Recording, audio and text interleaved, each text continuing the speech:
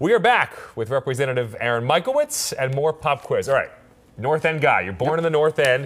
In the 19th century, there was a notorious red light district along what was then Ann Street. What was that notorious area called? Was it A, Black Sea, B, Devil's Den, or C, the Bowery?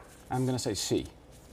The correct answer is A, Black Sea. Black Sea. They actually changed the name of Ann Street to North Street to improve the area's image. All right, final question. We're 1 for 2 so far. Paul Revere, an icon of the North End, of course, along with the Old North Church. He made his living mostly as a silversmith, but he had to expand his skill set to make ends meet. So what other profession did he dabble in? A painter, B, cooper, that's barrel making, or C, dentist? I'm going to say C, dentist. You got it. He picked it up from a surgeon who was lodging at a friend's house. All right, 2 for 2. Two out of 4. 2 out of 2. Bad. Yeah. You know? Could be worse, could be better. Yes. So Mass Health, it's our Medicaid program here in Massachusetts, is almost 40% of the budget.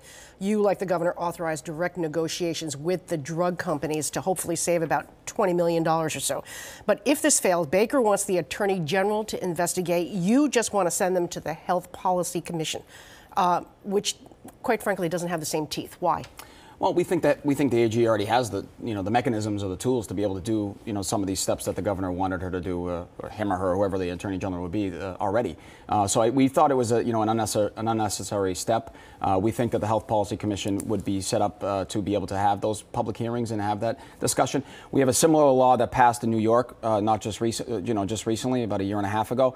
They've only had one instance where it actually had to go through, where a drug manufacturer took it all the way through the entire process. So we do believe that just the fact of getting them to the table is going to drastically help reduce costs related to drug pricing. And the threat doesn't matter in the end. Is that what you're saying? I don't think the threat is needed. I think that we have the way that we set up the bill as is. I think is the proper mechanism for it to move forward.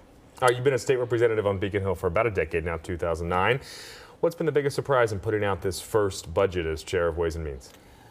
It wasn't even just, the whole process itself. Yeah, it was just the intensity of, we only had 2 months to really, from the appointment to when we ended up rolling out the budget, the intensity of trying to get all that together, meet with all the members, meet with all the agencies and the advocates, and doing all that work. I think that was, even though we knew we were going to be in for a bumpy 2 months, it was still, pretty intense in terms of trying to get that all together and roll it out. Luckily, I had such a great staff that already, that a lot of them were already in the Ways and Means Committee that were working there that could help me do that. But for the most part, there wasn't any huge big surprise related to a particular issue that we were working on. It's a powerful post that some use as a stepping stone to the Speaker's office. You see yourself there one day? No, I can't even think like that because I was honored and humbled that he would even the current speaker would appoint me to this position. I've been focused on the budget.